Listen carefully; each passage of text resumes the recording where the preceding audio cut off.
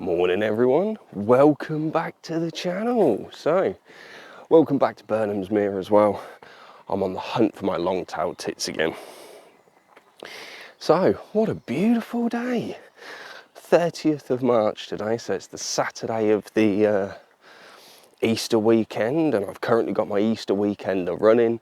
Obviously by the time you guys will see this video, that'll be done and dusted, and obviously thank you to anyone who has watched any of those videos or all of them.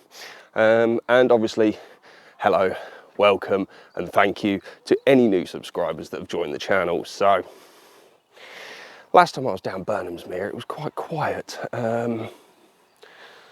Wasn't many birds on the water, as I say. There was a lads canoeing on it, but already the geese are there. I can hear them, I've seen some of them. So, but yeah, I'm back for small birds, ideally long-tailed tit.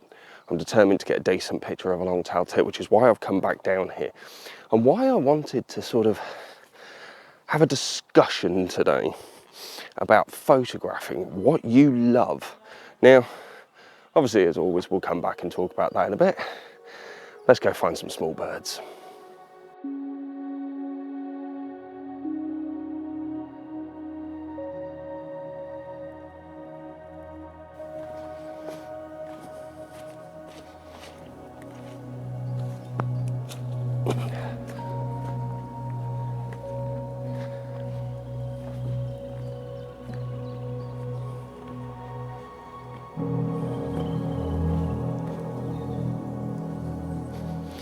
So I'm back in the area where I found the long-tailed tits before.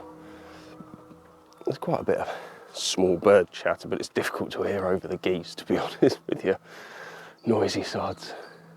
But it's beautiful to hear. So, yeah, let's see what we can find down this part. Now, coming back to that whole point of photographing what you love. Nowadays, there seems to be quite a focus on photographing things for attention, your likes. There's me putting up my YouTube channel, asking for likes and subscribes. But it's true though, a lot of people go out and just purely with the intention of getting attention. The intention of attention. There you go, that's a new phrase for you. Whereas with photography, you should just come out and photograph what you love. Now, for me, wildlife photography is becoming a huge passion of mine. I started wildlife photography just as a kind of filler. Oh, long-tailed tits, they're out. Yeah, I started wildlife photography as a bit of a filler for my landscape photography, and I'm finding that I'm being drawn out more and more.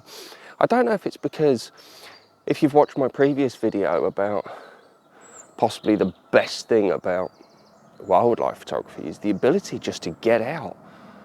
Wherever you live, you don't have to travel miles away. You know, if you live in the middle of a city, you can still go out to some local parks and stuff and photograph birds. Whereas, obviously, if you want to photograph landscapes and vistas, you have to travel some distance. So I don't know if it's partly because of that my love for wildlife photography is growing drastically, and probably why you're going to see quite a few more of these videos on there rather than landscape ones, purely on the basis that it's a lot easier for me to get out and film videos. So yeah, we'll come back a bit more and talk about photographing what you love and not just doing it for the intention of attention. And yeah, I'm going to see if I can actually get a decent shot off of these long-tailed tits. This is determination more than anything.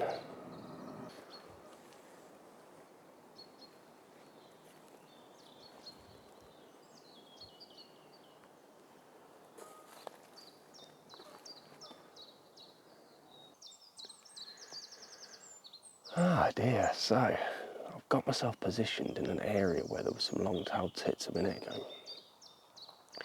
And the problem I've had so far is that they've not wanted to come down out of the upper part of the trees. So the only shots I've got are looking up at the birds, which isn't ideal, because really you want to try and get them onto eye level as much as possible. So I have just crouched down for the moment. I have been stood, but I've just crouched down just to film this bit now, in the hope that it might actually attract them to come down to lower level. So I'm positioned, I've got some scrub behind me. The tree I'm looking at is just there. So hopefully they'll make their way back in a second and come and sit somewhere where I can get a half decent photo of. I have taken some of them in the upper part of the trees. As I say, it's not ideal. It's not the kind of shot I'm after of the long-tailed tit. I got that really nice one from a few weeks ago. There goes one right above my head. But I've not been lucky enough to get another one since. So I'm determined, but I don't have very long down here today, which is a bit of a shame. Purely because I couldn't get out of bed this morning. I was shattered. So yeah, I've only got a few hours down here today, and not long of that left, to be honest with you. So I don't think today's going to be the most successful. Now, let's just come back and talk about photographing what you love. Now, don't dictate yourself, as I said before, by trying to get attention. Because if you're photographing things you don't enjoy doing, you will not put your all into it. You will not spend hours sat in one place hoping that the bird you want to photograph is going to come around. For me, I'm quite lucky. I do like a lot of different types of photography. I do like, as I say, wildlife photography is becoming a big passion of mine. I love being out and doing my landscapes. I love coastal stuff. I love woodland photography in the right conditions. So I'm quite lucky that I can pick and choose. But if you only like photographing people or cars or wildlife, landscapes, just focus all your attention onto doing that, because that way you will improve, because you have that drive and determination to get the best possible shot of that type of photography, which is why I'm back down here determined to photograph the long-tailed tits. I love long-tailed tits. I think they're absolutely beautiful small birds. It's a real challenge. I could go sit by the water and photograph geese all day. You can probably still hear them slightly on the mic in the distance, but I'm hoping you can hear all the chatter of the small birds. Go away, bug. And yeah, so that's it really. Just focus on what you love to do. If you love small birds, go out and photograph small birds. Don't bother going to the coast and trying to photograph gannets and stuff like that. If you like seabirds, go out and photograph the gannets. Don't bother wasting your time coming down to places like this. Well, it wouldn't be a waste of time, but you get my point. So anyway, I'm going to sit here a bit longer and hope those long-tailed tits come back to play.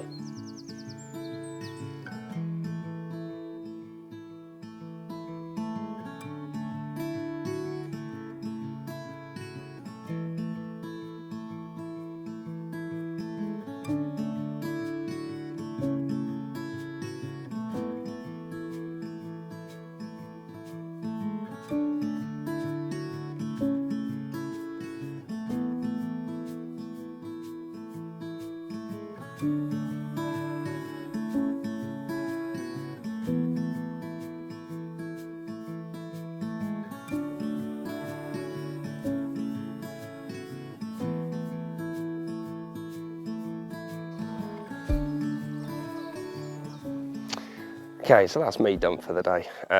It's getting a lot busier down here with dog walkers and families and things. So they're kicking up the birds, and I've really struggled actually because a lot of the birds are staying quite high up in the trees. But it's been nice. It's been nice to just get out and actually do some photography. Now, the good news is today's the 30th of March. The clocks go forward tonight. Bad news that I lose an hour's worth of sleep, but the good news is that obviously it gets lighter in the evenings. Now, why is that good?